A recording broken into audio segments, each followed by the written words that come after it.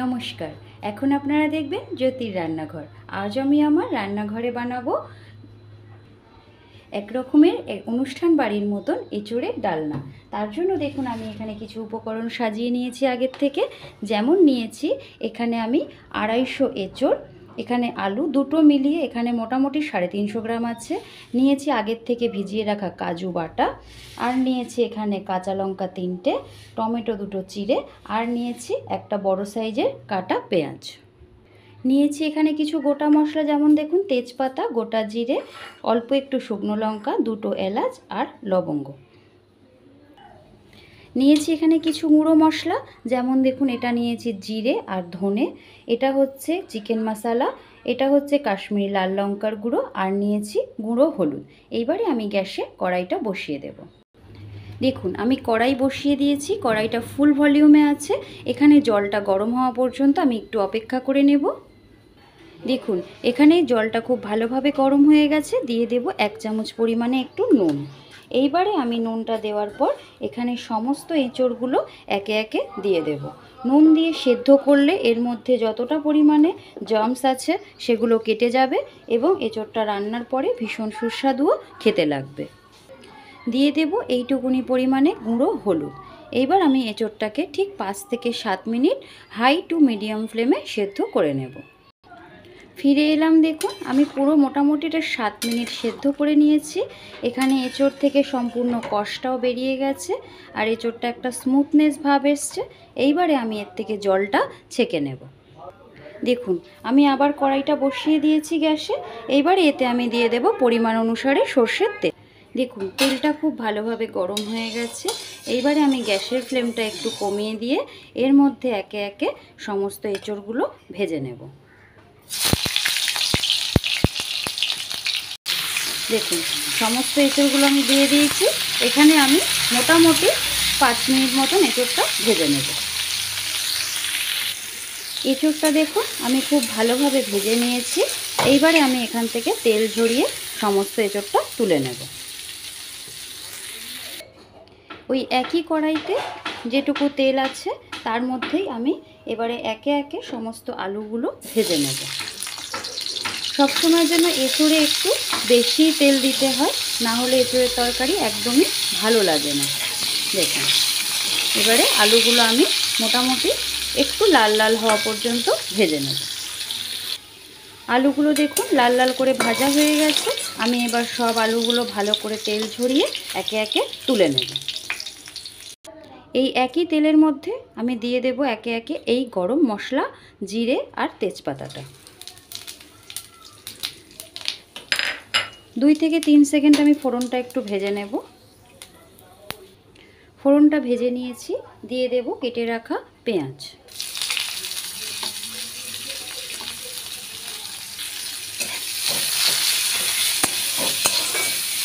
পেঁয়াজটা একটু সময় নিয়ে কম আঁচে ভাজলে ভীষণ ভালো ভাজা হয়ে যাবে। পেঁয়াজটা খুব সুন্দর ভাজা হয়ে গেছে। দিয়ে দেব 1 চামচ পরিমাণে পেঁয়াজ বাটা। এখানে আরও একটু দিলে ভালো হবে, দিয়ে দিলাম। দিয়ে দেব ভর্তি করে 1 চামচ পরিমাণে রসুন বাটা। দিয়ে দেব 1 চামচ পরিমাণে আদা বাটা। এইবারে এই মশলাগুলো আমি আরও 5 থেকে 7 মিনিট খুব ভালো করে কষিয়ে নেব।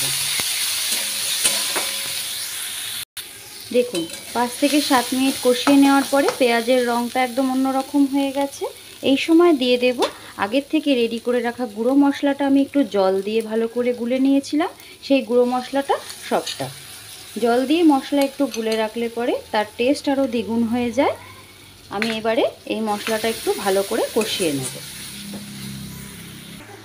দিয়ে দেব এখন 1 চামচ পরিমাণে নুন। আমি আগে সেদ্ধর সময়ও নুন দিয়েছিলাম, তাই এটুকুই দেব। দিয়ে দেব কুচিয়ে রাখা 2খানা টমেটো। দেখুন এইবারে আমি আরও মশলাটা কিছুক্ষণ কষিয়ে নেব খুব ভালোভাবে। এঁচোড়ের যে ডালনা এটা হয়, এটা সম্পূর্ণ একটু অন্য স্বাদে হয়, অনুষ্ঠান বাড়ির মতন। আপনারা এইভাবে একটু ট্রাই করে দেখুন, দেখবেন ভীষণ ভালো লাগবে। এঁচোড় এখনও কচি আছে, কচি এঁচোড় একটু বেশি টেস্ট লাগে এইভাবে করলে। আর আপনারা অনেকেই অনেক দূর দূর থেকে আমার ভিডিও দেখেন, যা আমার ভীষণ ভালো লাগে এবং আমাকে সাপোর্টও করছেন, যা আমাকে আরও আমি আপনাদের কাছে কৃতজ্ঞ। আপনারা পারলে আমার চ্যানেলটিকে একটু সাবস্ক্রাইব করবেন, লাইক করবেন এবং শেয়ার করবেন, যার জন্য আমি আরও নতুন নতুন রান্না যেন করতে পারি। দিয়ে দেব এখানে কাজু বাটা। এই চামচেরই কাজু বাটাটা পরিমাণ মতন 4 চামচ হয়েছে। কাজু বাটাটা দিলে এর স্বাদটা আরও দ্বিগুণ বেড়ে যায়। দেখুন, কাজু বাটাটা দিয়ে গ্যাসের ফ্লেমটা একদম কমিয়ে দিয়ে কষাতে হবে কিছুক্ষণ পরিমাণে। ফিরে আসছি আমি মোটামুটি আরও 5 মিনিট পরে। দেখুন, মশলাটা আমি 5 মিনিট মতন কষিয়ে নিয়েছি। এইবারে আগের থেকে ভেজে রাখা এঁচোড় আর আলুগুলো এতে সব দিয়ে দেব। দিয়ে এটা আমি এবার আরও মোটামুটি 10 মিনিট মতন খুব ভালো করে কষিয়ে নেব।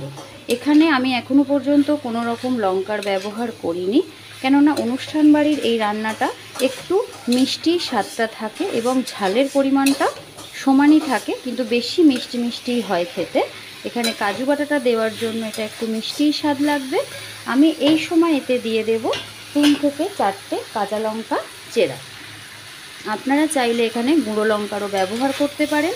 আমি কালারের জন্য শুধু এখানে কাশ্মীরি লঙ্কার গুঁড়ো ব্যবহার করেছিলাম। আমি এতে কোনো রকম এখন জল দেব না। এইভাবেই আমি গ্যাসের ফ্লেমটা কমিয়ে এটা 10 মিনিট মতন কষিয়ে নেব। ফিরে এলাম 10 মিনিট পর। দেখুন এঁচোড়টা কত সুন্দর কালার হয়েছে, ভীষণ সুন্দর একটা গন্ধও বের হচ্ছে এখান থেকে। এবং আমি এখানে কোনো জলের ব্যবহার করিনি। তাও দেখুন এখানে আলু মোটামুটি সেদ্ধ হয়ে এসেছে। এই সময় আমি এবার এতে দিয়ে দেব আর যেটুকু সেদ্ধ হতে বাকি আছে সেই পরিমাণে একটু জল।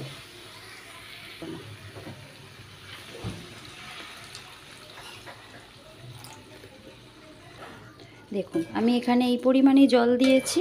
এই জলটাতেই এঁচোড়টা সম্পূর্ণ সেদ্ধও হয়ে যাবে এবং এখানে খেতেও এটা আরও সুস্বাদু হবে। এটা একটু মাখা মাখাই হয়, খুব বেশি ঝোল আমি এতে রাখবো না। এই সময় আপনারা অবশ্যই এখানে নুনটা দেখে নেবেন কেমন কতটা কি হয়েছে। ফিরে আসবো আবার আমি 10 মিনিট পরে। দেখুন এবারে আমি দেখে নেব আলুটা সম্পূর্ণ সেদ্ধ হয়েছে কিনা। আলুটা ভীষণ ভালো সেদ্ধ হয়ে গেছে, এঁচোড় তো আগেই সেদ্ধ হয়ে গিয়েছিল। এই সময় আমি এতে দিয়ে দেব পরিমাণ মতন অল্প একটু চিনি। আপনারা চাইলে চিনিটি স্কিপও করতে পারেন, এটা সম্পূর্ণ অপশনাল, তবে একটু মিষ্টি দিলে এর স্বাদ আরও দ্বিগুণ বেড়ে যাবে। দিয়ে দেব 1 চামচ পরিমাণে ঘি। এই ঘিটা এখানে দিলে এর স্বাদটা ভীষণ ভালো হয়, ঘি ছাড়া এই তরকারিটা একদম ভালো লাগবে না। দিয়ে দেব ভর্তি করে 1 চামচ গরম মশলা। এইবারে আমি এটা কিছুক্ষণ ধরে ঢাকা দিয়ে রেখে আপনাদেরকে এটা দেখাবো। এটা সম্পূর্ণ রেডি হয়ে গেছে।